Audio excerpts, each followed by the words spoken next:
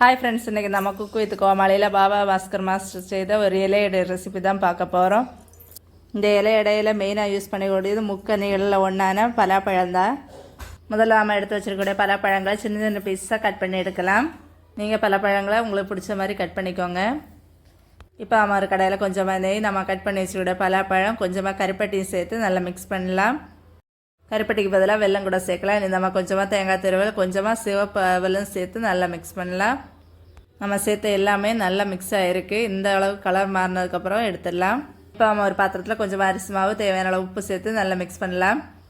அடுத்ததாமல் நல்ல சூடான தண்ணியை கொஞ்சம் கொஞ்சமாக சேர்த்து நல்ல மாவு பிசையலாம். மாவு இந்த அளவுக்கு சாஃப்டாக இருக்கணும். இனி நம்ம வாழை இலையில் மாவை இந்த மாதிரி தட்டைகள் ஆக்கிட்டு நம்ம ரெடி பண்ணி வச்சுக்கிட்டு ஸ்டஃபிங் உள்ளாடி வச்சுட்டு அப்படியே க்ளோஸ் பண்ணிடலாம். நல்லாவே க்ளோஸ் ஆகிடுச்சு. இப்போ நாம இந்த வாழையில இந்த மாதிரி ஷேப்பு கட் பண்ணி எடுக்கலாம். எல்லாத்தையுமே இந்த மாதிரி பண்ணதுக்கப்புறமா ஆவியில் வேக வைக்கணும். இந்த இலையடை ரெடி ஆகிறதுக்கு 15 மினிட்ஸ் போதும். இப்போ ஓப்பன் பண்ணி பார்க்கலாம். இலையடையெல்லாம் நல்லா வெந்திருக்கு. இந்த இலையடை சாப்பிட்றதுக்கு ரொம்ப டேஸ்ட்டாக இருந்து நீங்களும் கண்டிப்பாக வீட்டில் ட்ரை பண்ணி பாருங்கள். மறக்காமல் எங்கள் சேனலை சப்ஸ்கிரைப் பண்ணுங்கள்.